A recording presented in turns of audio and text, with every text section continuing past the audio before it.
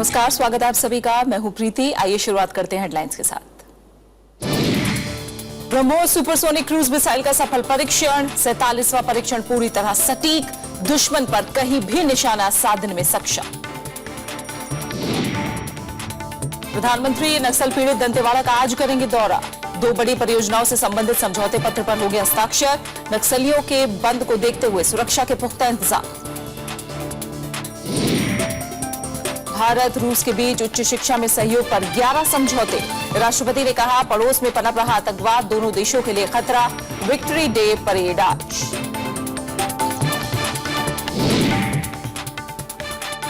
तहरीक तालिबान ने किया पाकिस्तानी सेना के हेलीकॉप्टर को मार गिराने का दावा। सेना का इनकार, कहा तकनीकी वजह से हुआ हादसा।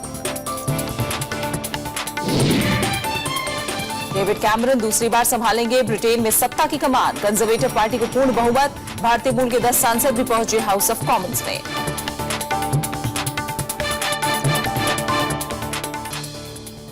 प्रधानमंत्री नरेंद्र मोदी आज छत्तीसगढ़ के नक्सल पीड़ित जिले दंतेवाड़ा का दौरा करेंगे। इस दौरान दंतेवाड़ा के डिलमिली में सालाना 30 लाख टन क्षमता वाला इस्पात संयंत्र लगाने के लिए सहमति पत्र पर हस्ताक्षर किए जाएंगे। इस परियोजना के जरिए 18,000 करोड़ रुपए से ज्यादा का सीधा निवेश होगा, जबकि 10,000 से ज्यादा लोगों को प्रत्यक्ष और परोक्ष रूप से रोजगार मुहैया हो सकेगा।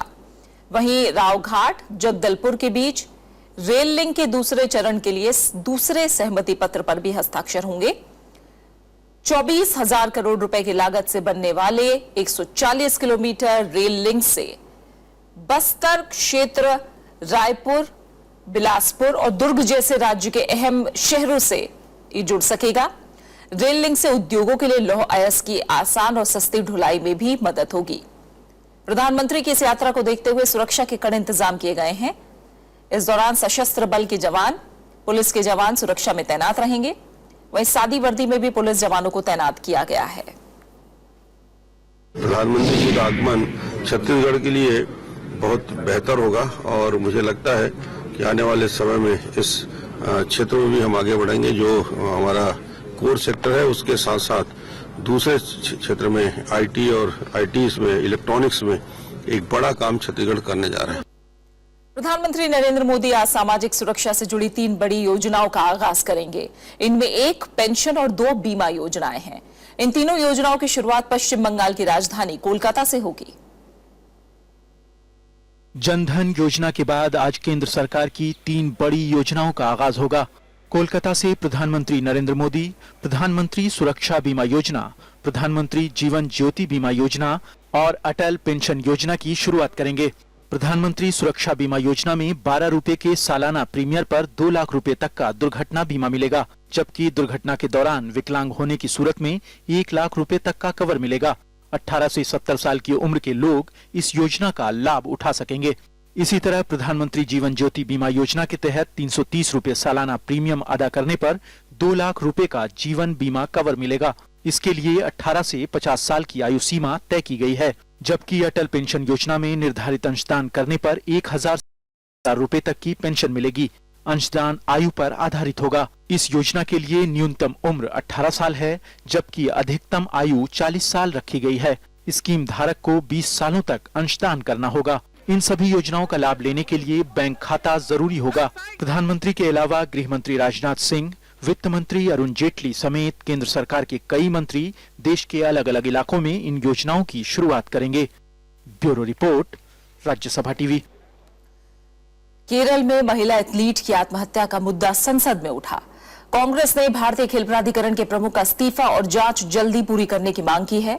आत्महत्या की कोशिश में बची 3 महिला एथलीटों का अल्पुजा के अस्पताल में इलाज चल रहा है। खेल मंत्रालय ने जांच के लिए मेडिकल बोर्ड का गठन कर दिया है और दोषियों के खिलाफ सख्त कार्रवाई का भरोसा भी दिया है। अल्पुजा के साई सेंटर में महिला एथलीटों की आत्महत्या का मुद्दा राज्यसभा में उठा। शून्यकाल के दौरान कांग्रेस सांसदों ने साई के मुखिया को हटाए जाने की मांग की। प्रमोद तिवारी ने इस विषय पर चर्चा के लिए कार्यस्थगन प्रस्ताव का नोटिस भी लिया था। सांसदों ने भारतीय खेल प्राधिकरण में भ्रष्टाचार और भाई भतीजावाद का मुद्दा उठाया और महिला एथलीट की मौत की स्वतंत्र जांच की मांग की। ये भारतीय खेल मंत्रालय की दुर्दशा की वजह से 4 लड़कियों ने आत्महत्या करने का प्रयास किया। एक अपर्णा मर गई और 3 वेंटिलेटर पे रखे हुए हैं। ये खेल मंत्रालय में जो भाई भतीजावाद, भ्रष्टाचार, अपने लोगों को आगे बढ़ाना, इसके कारण ये हो रहा। उनको न सही खाना मिलता, न उनको एक्सरसाइज की सुविधा, तो साई पे जो है निश्चित रूप से जांच बिठानी चाहिए और वहाँ के सारे कोई कमीशन बिठा के इंक्वायरी कमीशन लगाना चाहिए।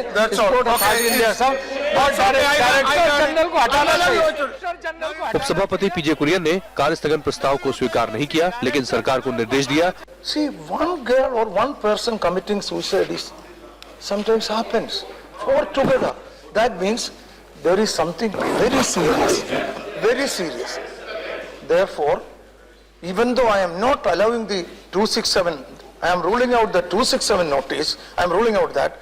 However, I observe that this matter is very important. I want the government to come back with a inquire, come back with a statement. After the statement comes, we may even further discuss on that. संसदीय कार्य राज्य मंत्री मुख्तार अब्बास नकवी ने दोषियों के खिलाफ सख्त कार्रवाई का भरोसा दिया है। माननीय सदस्यों ने जो मुद्दा उठाया है निश्चित तौर से वो गंभीर है और उनकी भावनाओं से हम अपने को संबद्ध करते हैं। खेल मंत्रालय को और खेल मंत्री महोदय को हम इस पूरे के पूरे प्रकरण की जानकारी और जो माननीय सदस्यों की भावना है उसकी जानकारी देंगे और इस संबंध में जो भी कार्रवाई होगी उससे हम आपको अवगत कराएंगे। इस बीच तीनों महिला एथलीटों का एलपुजा मेडिकल कॉलेज में इलाज चल रहा है और एम्स के डॉक्टर वीडियो कॉन्फ्रेंसिंग के जरिए इलाज में मदद कर रहे हैं। खेल मंत्रालय ने जांच के लिए मेडिकल बोर्ड का गठन किया है। साई के महानिदेशक भी इन एथलीटों का हालचाल जानने पहुंचे। and take whatever steps that are necessary to ensure that such incidents never again recur.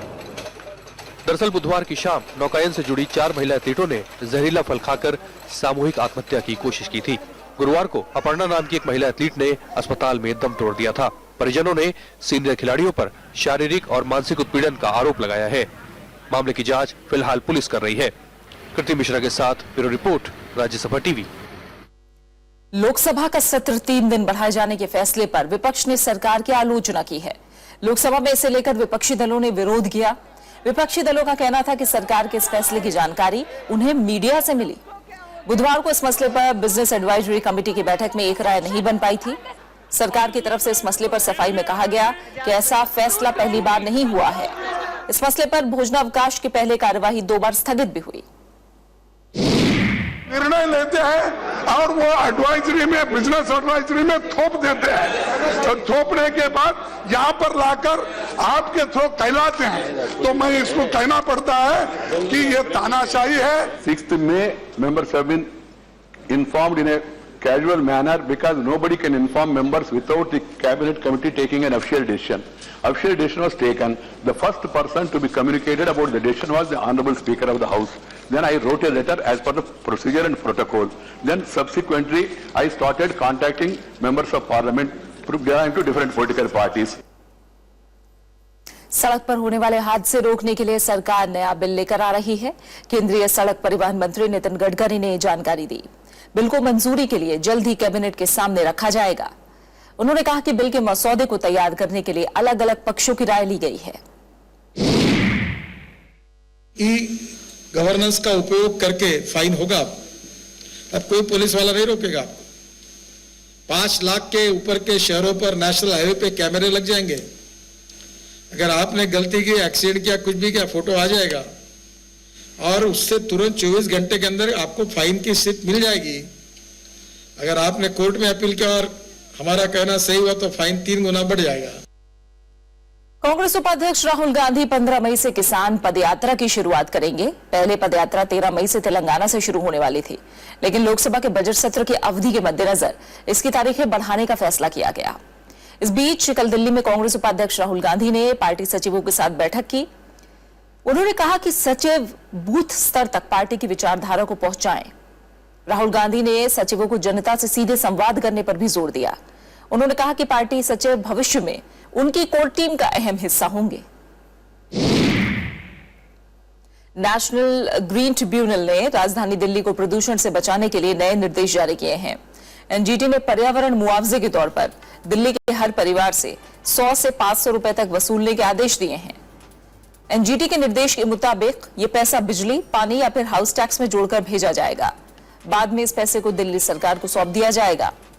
अनाधिकृत कॉलोनियों के परिवारों से भी हर महीने 100 रुपए वसूले जा सकते हैं। जस्टिस स्वतंत्र कुमार की अध्यक्षता वाले एनजीटी ने यमुना प्रदूषण के मामले में एमसीडी से 1 महीने के भीतर सभी नालों को साफ करने के लिए कहा है। इसके अलावा ट्रिब्यूनल ने खुले नालों में कूड़ा फेंकने वालों से 5,000 रुपए जुर्माना वसूलने के भी निर्देश दिए हैं।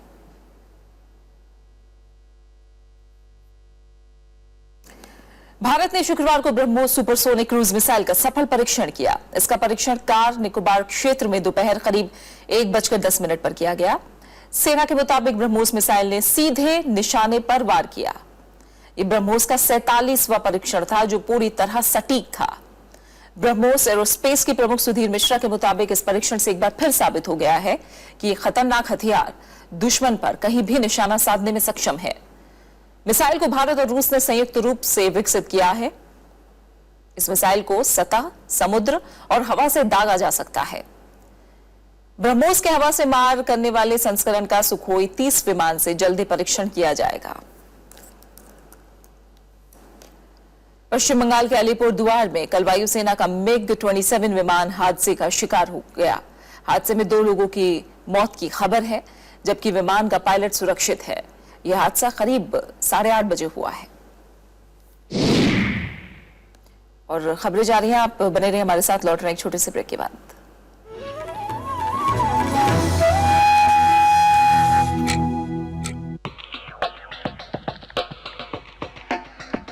I am in the city of Dhanbad.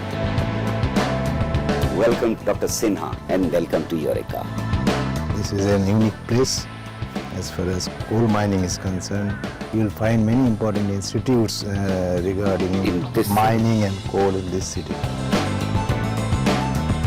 Dhanbad is a very important place in the country. It is also known as the Koile ka Rajdhani.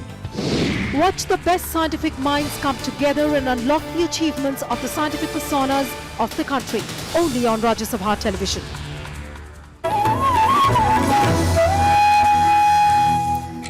CAG की रिपोर्ट के मुताबिक ब्रॉडबैंड स्पेक्ट्रम के जरिए वॉइस कॉलिंग सेवा कारोबार की अनुमति दिए जाने से मुकेश अंबानी के स्वामित्व वाली रिलायंस जियो इन्फोकॉम कंपनी को 3,367 करोड़ रुपए का अनुचित फायदा हुआ है। गौरतलब है कि रिलायंस इंडस्ट्री लिमिटेड ने 2010 में इन्फोटेल ब्रॉडबैंड का अधिग्रहण किया था। सीएजी की रिपोर्ट के मुताबिक दूरसंचार मंत्रालय के चेन्नई सर्कल को तमिलनाडु में मर्ज करने के फैसले के चलते भारतीय एयरटेल को 499 करोड़ रुपए का लाभ पहुंचा। उपराष्ट्रपति मोहम्मद हामिद अंसारी ने दिल्ली में अनबिलीवेबल दिल्ली टू इस्लामाबाद नामक किताब का विमोचन किया। इस किताब के लेखक प्रोफेसर भीम सिंह हैं, जिन्होंने मोटरसाइकिल से विश्व भ्रमण का कीर्तिमान बनाया है। इस मौके पर उपराष्ट्रपति ने कहा कि प्रोफेसर भीम सिंह की यात्रा का विवरण विचित्र है। ये पुस्तक भारत पाकिस्तान के कैदियों के बारे में है। Traveler is unique and he has done it in his own unique way, traveling around the world, meeting personalities. I don't know to what extent he reveals the more interesting aspects of those meetings. But I think the best way to recommend a book is to say that one should read it. केंद्रीय वित्त मंत्री अरुण जेटली ने हिंदी भाषा के विकास पर जोर दिया है।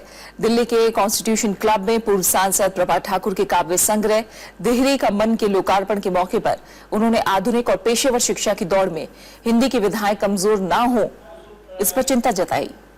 लोकार्पण समारोह में जेडीयू अध्यक्ष शरद यादव, पूर्व लोकसभा स्पीकर मीरा कुमार समेत कई जानी मानी हस्तियां मौजूद रहीं। देहरी का मन काव्य संग्रह के अलावा प्रभा ठाकुर कई कविताएं भी लिखी हैं और इस मौके पर अरुण जेटली ने संसद में पूर्व प्रधानमंत्री अटल बिहारी वाजपेयी समेत कई ऐसे कवियों को याद किया जो कि राजनीति में सक्रिय रहे हैं।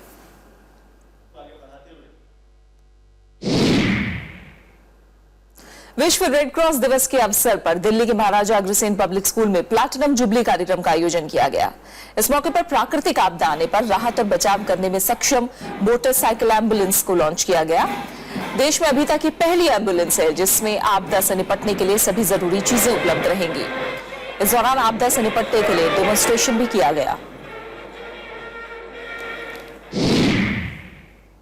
भारत और रूस ने उच्च शिक्षा में सहयोग के लिए 11 समझौतों पर हस्ताक्षर किए हैं। मॉस्को में राष्ट्रपति प्रणब मुखर्जी की मौजूदगी में ये समझौते हुए।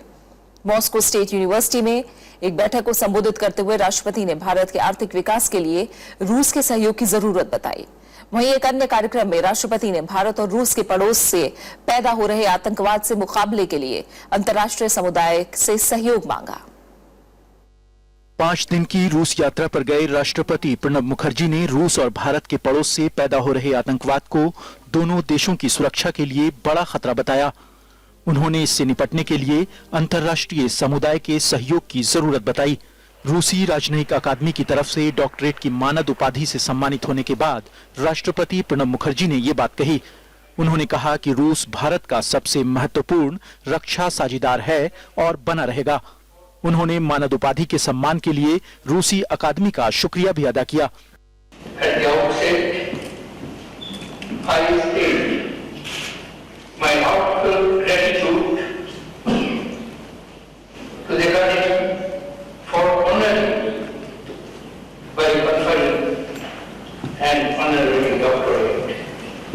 राष्ट्रपति प्रणब मुखर्जी आज दूसरे विश्व युद्ध में रूस की विजय की 70वीं सालगिरह के जश्न में हिस्सा लेंगे। मॉस्को में होने वाली इस परेड में भारतीय सेना की 75 सदस्यीय टुकड़ी भी शामिल हो रही है। समारोह में राष्ट्रपति प्रणब मुखर्जी समेत 16 देशों के राष्ट्राध्यक्ष हिस्सा ले रहे हैं। Bureau report, Rajya Sabha TV. 11 विदेशी नागरिकों को लेकर जा रहा पाकिस्तान का फौजी हेलीकॉप्टर पाकिस्तान के कब्जे वाले कश्मीर में दुर्घटनाग्रस्त हो गया। इसमें नॉर्वे और फिलीपींस के राजदूत समेत 4 विदेशी नागरिकों और चालक दल के 3 सदस्यों की मौत हुई है। तालिबान ने इसकी जिम्मेदारी लेते हुए कहा कि उसका निशाना प्रधानमंत्री नवाज शरीफ थे।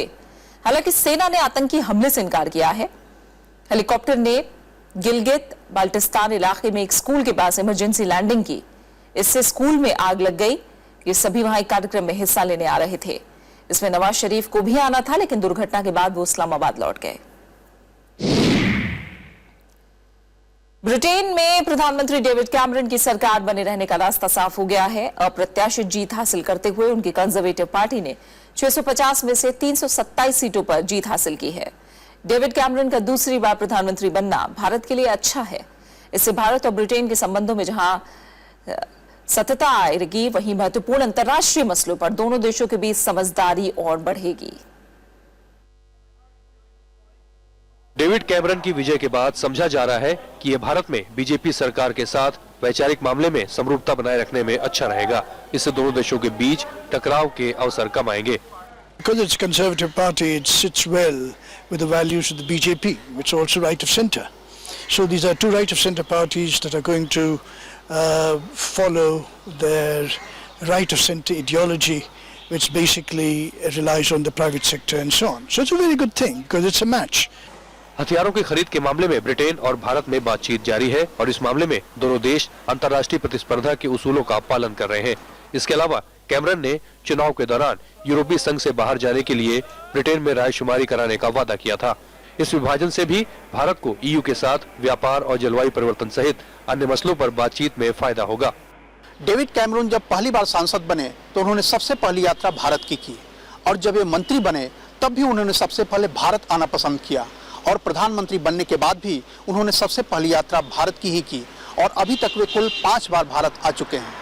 अब जब वे दूसरी बार प्रधानमंत्री बने हैं तो समझा जा सकता है भारत के साथ उनका लगाव और ज़्यादा महत्वपूर्ण होगा। राज्यसभा टेलीविजन के लिए कैमरा पर्सन शिव कुमार के साथ दिल्ली से अखिलेश सुमन। हिंसाग्रस्त यमन में मानवीय मदद पहुंचाने के लिए कोशिशें तेज हो गई हैं। सऊदी अरब ने 12 मई से यमन में 5 दिन के संघर्ष विराम का प्रस्ताव रखा है। अमेरिका ने प्रस्ताव का स्वागत करते हुए इसे शांति वार्ता शुरू करने के लिए एक मौका करार दिया।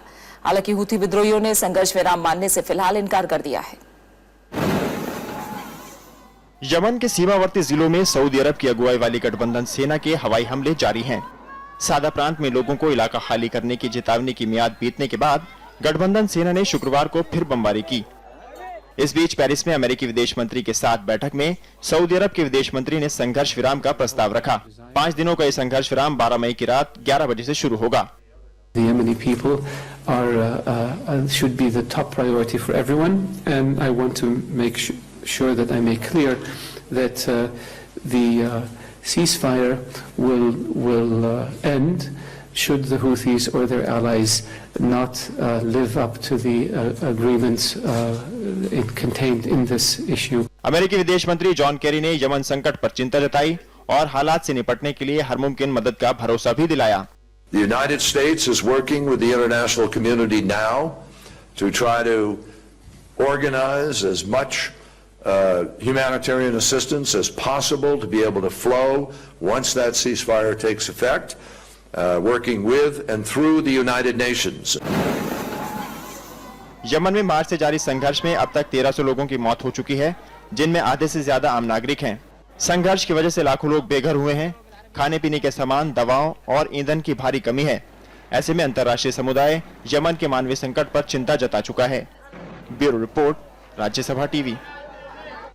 हमारे राष्ट्रगान जन गण मन के रचयिता गुरुदेव रवींद्रनाथ टैगोर की आज जयंती है। इस मौके पर अपने संदेश में राष्ट्रपति प्रणब मुखर्जी ने उन्हें युग प्रणेता बताया। नोबेल पुरस्कार से सम्मानित गुरुदेव ने भारतीय साहित्य और संगीत को समृद्ध करने में अहम योगदान दिया। कवि, कहानीकार, नाटककार, गीतकार, संगीतकार और चित्रकार, उनके रचनात्मक व्यक्तित्व के कई सारे पहलू हैं। आइए याद करते हैं गुरुदेव को।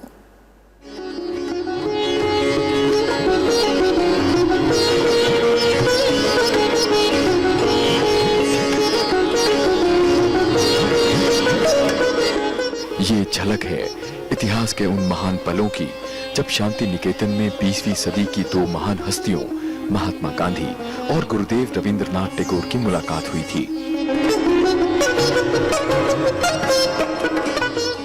रवींद्रनाथ टैगोर ने ही गांधी जी को महात्मा का नाम दिया था, तो गांधी जी ने उन्हें गुरुदेव की उपाधि दी थी। गुरुदेव ने भारतीय संगीत में रविंद्र संगीत का एक नया आयाम जोड़ा।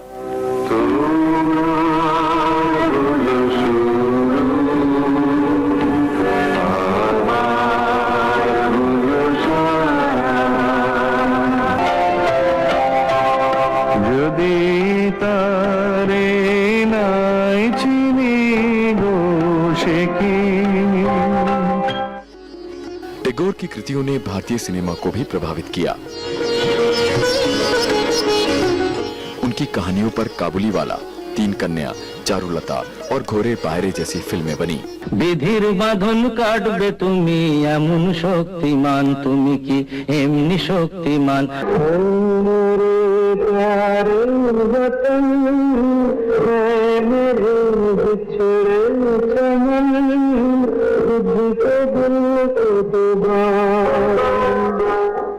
गुरुदेव बांग्लादेश के राष्ट्रगान अमार सोनार बांग्ला के भी रचयिता हैं। गुरुदेव के लिखे गीत एकला चलो रे ने आजादी के आंदोलन में देशभक्तों में एक नई ऊर्जा का संचार किया। यदि तोर डाक सुने क्यों ना आसे तबे एकला चलो रे, यदि तोर डाक सुने क्यों ना आसे तबे एकला चलो रे। Bureau report, Rajya Sabha TV. चलो एकला चलो, एकला चलो रे। हिंदी सिनेमा में अगर गजल किंग का खिताब मिला है तो वो है तलत महमूद साहब। रेशम जी आवाज और बेमिसाल अंदाज उनकी खूमी रही है। मकबूल तरीन फनकार तलत साहब की आज पुण्यतिथि है। इस मौके पर आइए याद करते हैं इस बेहतरीन गायक को।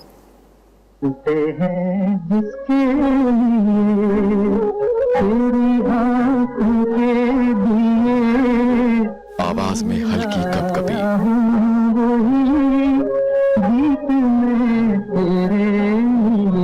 फिर भी रेशम सा एहसास तलत महमूद साहब की खासियत रही। लखनऊ में पैदा हुए तलत साहब को संगीत के क्षेत्र में आने के लिए घर वालों के विरोध का सामना करना पड़ा, लेकिन संगीत से दिल लगा बैठे तलत साहब ने 16 बरस की उम्र में ही गजलों पर अपनी पकड़ बना ली थी।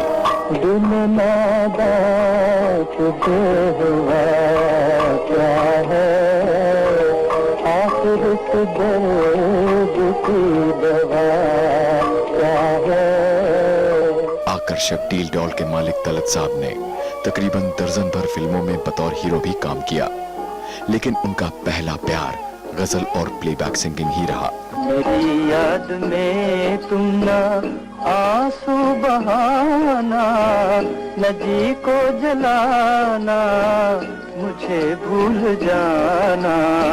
60 के दशक में जब संगीतकारों ने पाश्चात्य धुनों पर आधारित गाने बनाने शुरू किए तो तलत साहब की मांग कम होने लगी। वो कभी भी गजल की नजाकत के साथ समझौता नहीं कर सकते थे। जो पाया है वो गीतों में दिया है। लिहाजा उन्होंने विदेशों में शोज करने शुरू किए और काफी सफलता भी हासिल की। इतना न मुझसे तू प्यार बढ़ा कि मैं एक बादल आवारा, कैसे किसी का सहारा बनूं कि मैं खुद बेघर बेचारा। इसलिए तुझसे मैं प्यार करूं कि तू एक बादल आवारा, जन्म जन्म से भी साथ तेरे, नाम मेरा जल की धारा। Bureau report, Rajya Sabha TV. बढ़ा कि मैं एक बादल आवारा, जन्म जन्म से भी साथ तेरे, नाम मेरा जल की धारा। और अब आखिर में एक नजर हेडलाइंस पर। ब्रह्मोस सुपरसोनिक क्रूज मिसाइल का सफल परीक्षण, 47वां परीक्षण पूरी तरह सटीक, दुश्मन पर कहीं भी निशाना साधने में सक्षम। प्रधानमंत्री नक्सल पीड़ित दंतेवाड़ा का आज करेंगे दौरा, 2 बड़ी परियोजनाओं से संबंधित समझौते पत्र पर हो गया हस्ताक्षर, नक्सलियों के बंद को देखते हुए सुरक्षा के पुख्ता इंतजाम। भारत रूस के बीच उच्च शिक्षा में सहयोग पर 11 समझौते, राष्ट्रपति ने कहा पड़ोस में पनप रहा आतंकवाद दोनों देशों के लिए खतरा। विक्ट्री डे परेड आज। तहरीके तालिबान ने किया पाकिस्तानी सेना के हेलीकॉप्टर को मार गिराने का दावा, सेना का इनकार, कहा तकनीकी वजह से हुआ हादसा। डेविड कैमरन दूसरी बार संभालेंगे ब्रिटेन में सत्ता की कमान, कंजर्वेटिव पार्टी को पूर्ण बहुमत, भारतीय मूल के 10 सांसद भी पहुंचे हाउस ऑफ कॉमन्स में।